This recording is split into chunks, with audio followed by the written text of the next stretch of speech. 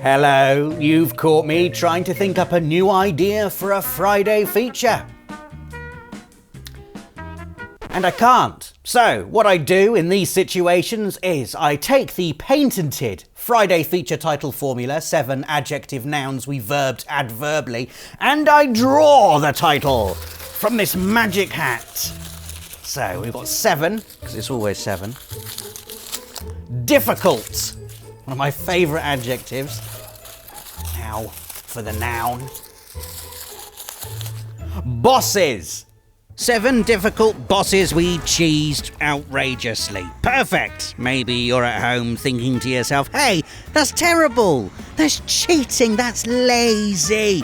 And to you, I say, lazy is just a word stupid people use to make smart people feel bad about the clever time-saving solutions they come up with for life's everyday problems. You wouldn't say using a washing machine is cheesing the laundry, would you? Or that ordering a takeaway is cheesing dinner? Or that picking random words out of a hat is cheesing the creative process of thinking up titles for YouTube videos? Maybe you would say that, but come on, if you see an opportunity to make your life slightly easier, you've got to grab it.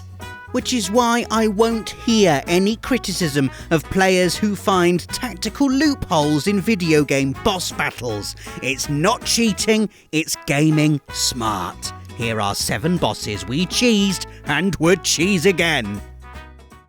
First up is a boss I have cheesed again. All 2 times I've tried to play through Dark Souls. The Taurus Demon is the first boss you fight, and for most of you, yes, I'm sure he's very easy. But I am not most of you. I am Roberis, the Soulsborne noob, and this is where I live. This ladder, right here. To cheese the Taurus Demon, all you have to do is coax him back to the watchtower and then climb up the ladder and go back down again.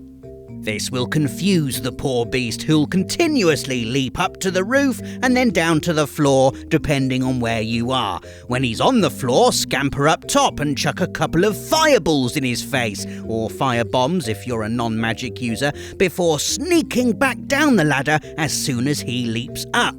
That wasn't a fair fight, I hear you shout. Well, deal with it. Dark Souls isn't fair, and it's about time the Taurus Demon learned that. Up and down goes the chosen undead. Up and down goes the Taurus Demon. Down and down goes the Taurus Demon's health bar, until...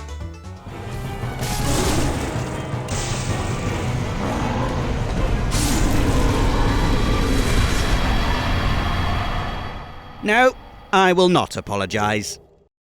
Next up is a boss that fills me with nostalgia when I look back on how I used to cheese the heck out of it. Initially, I found this encounter so terrifying and difficult, I just died straight away, both in game and in real life. I am of course referring to the big old T-Rex from the original Tomb Raider, an enemy 4-year-old Rosie could never ever get past. Now in this fight, you're meant to use a combination of your jumping and shooting skills to take the T-Rex down. However, 4-year-old Rosie had very little jumping and shooting skills, and would instead freak out and fear quit, which is a bit like a rage quit, only more like this. But then someone showed me how to cheese the T-Rex, which changed everything. They hid in this little cave to the right of the arena and shot it from there. From this cave, the T-Rex can barely touch you. It will sometimes squeeze its head in just to say hello, maybe doing a bit of damage, but it won't take long before it gives up and just walks away. So why would 4-year-old Rosie face this terrifying, giant, screen-shaking T-Rex in a fair fight, when she could just instead immediately leg it to the safety cave and shoot it from there? To the safety cave!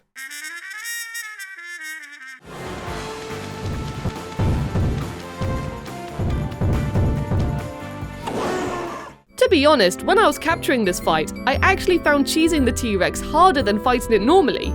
But did 4-year-old me care? No. She defeated the T-Rex slowly and carefully, allowing her to finally play the rest of the game. Rosie 1, T-Rex 0.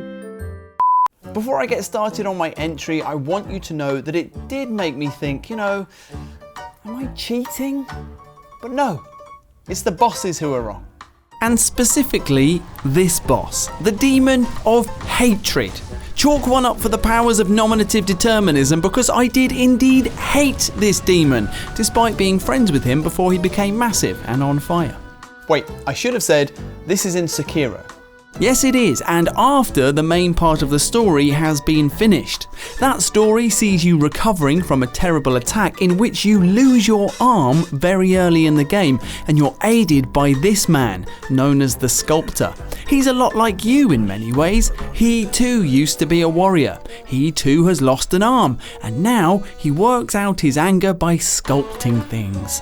Lots of things. Lots of calming things. That ought to keep a lid on it. It doesn't. No, and it doesn't so hard that he erupts into a building-sized monster of furry howling flames, which you have to fight, obviously. And even after the many brutal challenges of Sekiro, I just couldn't do it. So I turned instead to not cheating. It's the bosses who are wrong.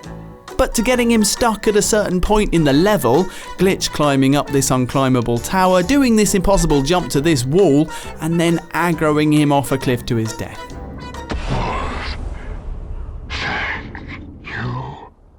Yeah, it looks bad, but is it wrong?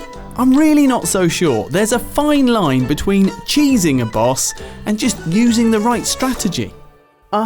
Exactly. And you know what? I've got another one. I'm going to go again. Can I go again? I'm going to go again. Bring up the lower third. That's right, bring him up. The old hero. This one is definitely not cheating, even though it feels like cheating. My personal experience of this boss is meeting him for the first time in the PS5 version of Demon Souls. I hadn't gotten this far in the original. And I got stuck in World 4-2, the Ritual Path, thanks to my little-known stubborn streak. Basically, I went there a bit early, and rather than try another world or to play the game properly, I spent hours, days, brute forcing my way through this level. I knew every enemy inside out. I knew the safe areas, the hidden sniping spots. I fought and died and leveled, and eventually I got to the boss. The old hero. This was it. The end of my nightmare, my moment of redemption. All I needed to do. Yeah. So it turns out the old hero is a brilliant boss battle. A puzzle fight in which the key is figuring out that this resurrected warrior is blind. He can't see you. He can only hear you and feel your attacks. Once you've figured that out, it should just be a matter of... Yeah. I honestly tried. I understood what the game wanted me to do, but I could not do it. No matter where I stood, how sneaky I was, or how close to finishing him off I got, he'd get in a single hit and I would die. So in the end, I did the only reasonable thing. I bought 400 arrows from Grave Robber Blige, stood behind this massive tomb, and strategically fired the arrows one at a time over the course of about 45 minutes to painstakingly chip him to death. Who's the hero now? That's right. Next up is a boss I didn't even realise could be cheesed. I wonder if anything would have been different if I'd found out sooner. Tiny Tiger is the first boss in Crash Bandicoot 3 Warped! And on paper, he's very simple to defeat. He jumps, gets his spear stuck in the ground, Crash spins him, repeat. But then he sets his lion friends on you. Lions that, once again, had 4-year-old Rosie panicking and screaming and... getting eaten. Nevertheless, 4-year-old Rosie persisted and defeated Tiny Tiger using no cheese whatsoever.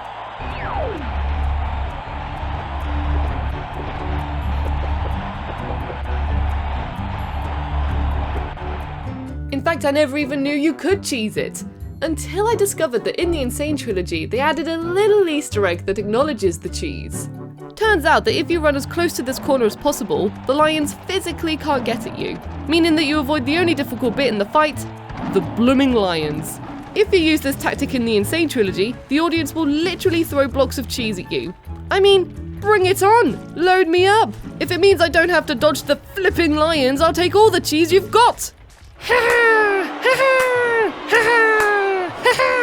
Ha ha! Next, it's Gyne Attack from Final Fantasy VII, a boss I don't know how to pronounce, but do know how to cheese. Now, I've had people tell me this method is cheap and nasty, but actually I think it's very clever and shows not only a good knowledge of undead enemy weaknesses, but also an ability to think beyond the game's typical ebb and flow of semi-turn-based magic chucking. Gyne Attack, or Gyne Attack, or Gyne Attack, or Gyne Attack, whatever it is undead. And in the world of Final Fantasy, undead enemies are damaged by healing items. Which means if you throw an X potion at it, an item that heals all of your hit points, it takes 5,500 damage and dies instantly.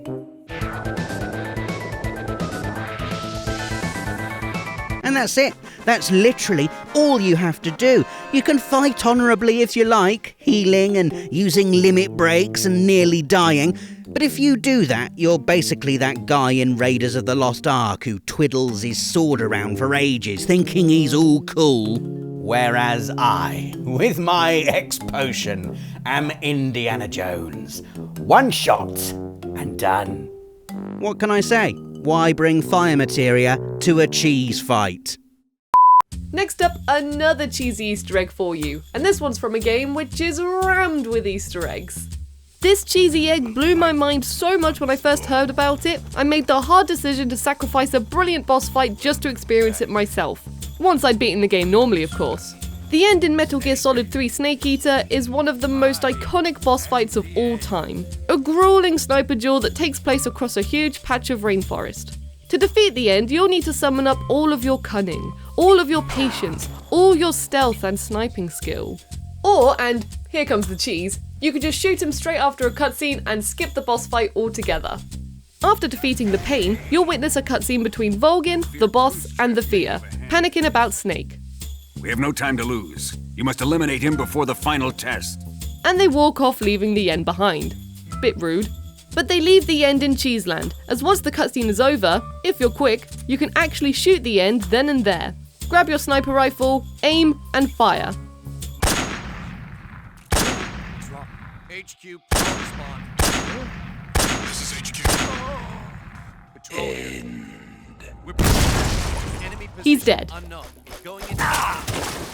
And no, he isn't coming back in some kind of magical video game way. You've just cheesed your way out of an epic fight with your sniper rifle. Snake, did you kill another one of the Cobras? Yeah. I'm pretty sure it was the end. Good work. Now you won't have to deal with him later. I guess so. Do you feel bad, Snake? Do you? Well, you should, because right now your breath stinks of cheese, and you've ruined your date with the end. There we go then, 7 bosses we cheesed and would cheese again. Give this video a like if you've also cheesed some of these bosses. Tell us about any we've missed in the comments, and be sure to subscribe and click the bell if you haven't already, so you never miss anything from the world of PlayStation. Thanks for watching, we'll catch you again soon.